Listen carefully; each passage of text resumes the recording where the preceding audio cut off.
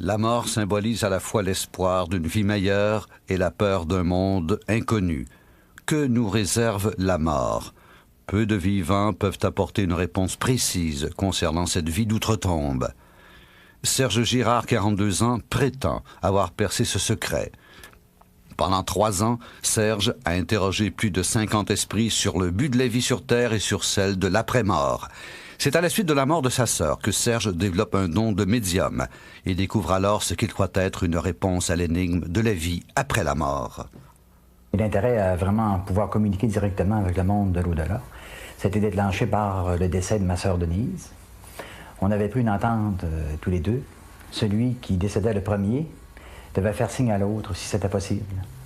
Alors, lorsqu'elle est décédée, elle a respecté l'entente qu'on avait eue, et ça a déclenché chez moi une espèce de soif de savoir encore plus. Sa sœur décède en 1981 à la suite d'une longue maladie. Lorsqu'elle se manifeste à Serge, quelque temps après sa mort, il met tout en branle pour entrer en communication non seulement avec elle, mais avec tout l'au-delà.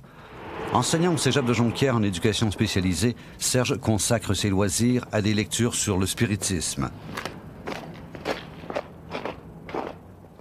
Ces lectures lui enseignent l'écriture comme moyen de contacter les morts. Et tous les soirs, à 22 heures, il s'installe, crayon en main, il interroge les esprits à haute voix. Mais ça ne trace que des spirales. Serge ne contrôle aucun mouvement. Et ce n'est qu'au bout d'1 an seulement qu'il écrit ses premiers mots. Ça faisait près d'1 année que je faisais tout ça, et je me suis dit, bon, jamais je pourrais avoir de communication intelligente, c'est pas possible. Et c'est là qu'on m'a écrit « Grâce par faveur obtenue ». Ça, c'est la première phrase que j'ai obtenue du monde de l'au-delà. Et par après, bon, on continuait les lettres de l'alphabet, mais on écrivait des beaux mots comme « amour »,« pardon »,« éternité »,« Dieu », des mots comme ça. Serge découvre que c'est son esprit guide, plus connu sous le nom d'ange gardien, qui a utilisé sa main la première fois. Il vient de réaliser son rêve d'entretenir un lien avec les esprits de l'au-delà. Il continue d'invoquer les morts à chaque semaine. Mais avant chacune de ces séances, il doit se livrer au rituel de la prière pour éloigner les mauvais esprits. Je prie mon guide et mes protecteurs de bien vouloir m'aider, m'assister et de bien vouloir éloigner les mauvais esprits. À mon esprit guide, je demande, peux-tu me faire écrire? Les séances n'ont rien de spectaculaire. Après la prière, Serge interroge le monde des morts sur le but de l'existence humaine. Lorsqu'un esprit entre en lui, il perd le contrôle de sa main. Il peut écrire plusieurs pages pour chaque question. Alors l'esprit écrit ici, pourquoi résistes-tu comme ça? Alors je demande la protection du guide. Serge vient d'éloigner un esprit qui n'avait pas été invité.